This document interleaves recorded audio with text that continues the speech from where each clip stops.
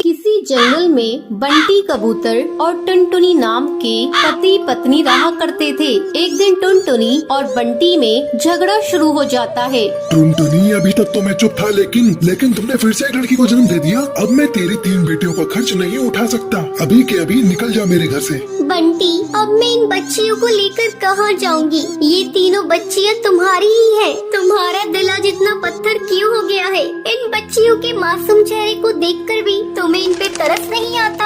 हाँ, नहीं आता। तू अभी के अभी इन्हें लेकर निकल जा। नहीं देखनी मुझे तुम्हारी और तुम्हारी बेटियों की शक्ल।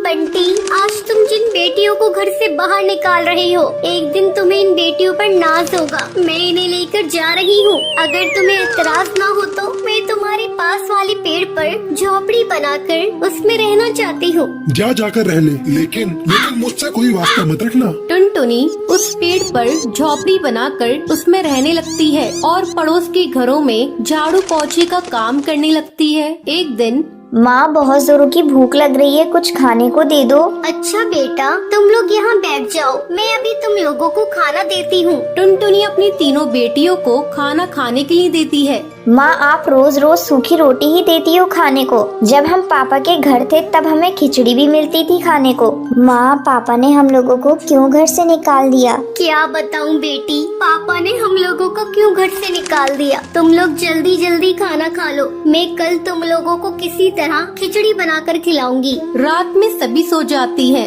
लेकिन टुनटुनी की आंखों में नींद नहीं थी। तभी उसके पास उसकी सहेली का फोन आता है। अरे टुनटुनी, आजकल तुम कहाँ हो? बहुत ढूंढते ढूंढते तेरा नंबर मिला। क्या बताऊँ, आजकल मैं बहुत मुसीबत में हूँ। मेरे पति ने 3 बेटी होने की मुझे सजा दी है। मुझे मेरी बेटियों के साथ मुझे घर से बाहर निकाल दिया है और मुझसे पूरी तरह से रिश्ता तोड़ लिया है। टुनटुनी, तू कल मुझसे मिल। मैंने गरीब लोगों के लिए एक सिलाई सेंटर खोला है। तू कल से मेरे इस सिलाई सेंटर की देखभाल करना शुरू कर दे और इस काम के लिए मैं तुम्हें अच्छा खासा बाजरा और अनाज दूंगी। तो क्या कहती है, कल से तू आ रही है ना?